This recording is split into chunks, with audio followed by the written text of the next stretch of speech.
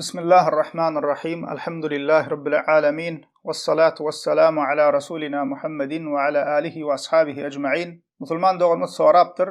Mazarın daşından aylanmak doğru mu deyiptir. Käbir kişiler, musulman doğanlar, qabr ziyaretine baranna, qabrların daşından aylanya. Ya da şol yerdäki içi mazarlı binaların daşından aylanyalar. Käbir 7 gezek aylanya, käbirler qabrın daşından aylanyp dileğini etmeli diýýärler. Bu zatların ahlisi musulman doğanlar batıl ve İslam'a ters zatlardır. Kur'an ve sünnete ters gelen hareketlerdir. Doğru qabr ziyaretine tersdir. Qabrın daşından aylanmak ulu günahlardandır ve haramdır. Arapça bilýänler İbn Hajar el-Haytami'nin Ulu Günahlar barada yazan kitabında qabrda edilen dine ters zatlar barada nämeler diýipdir? Arapça bilýänler görüp bilerler.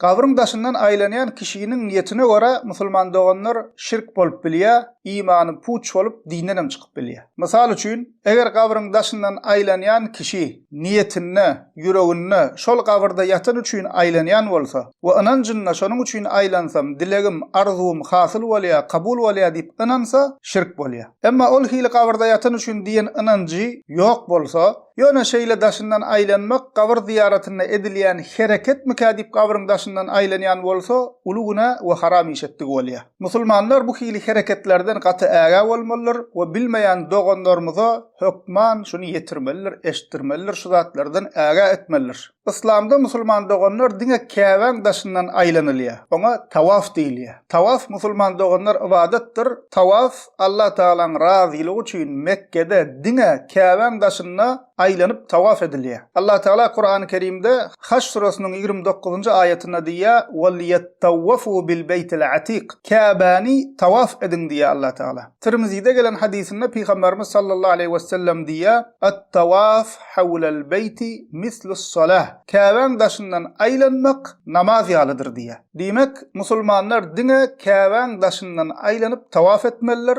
Tawaf ibadettir. Musulmanların Käbeden başga daşından aylanyp tawaf edip ibadet edýän ýeri ýokdur. Elhamdülillahi Rabbil alemin.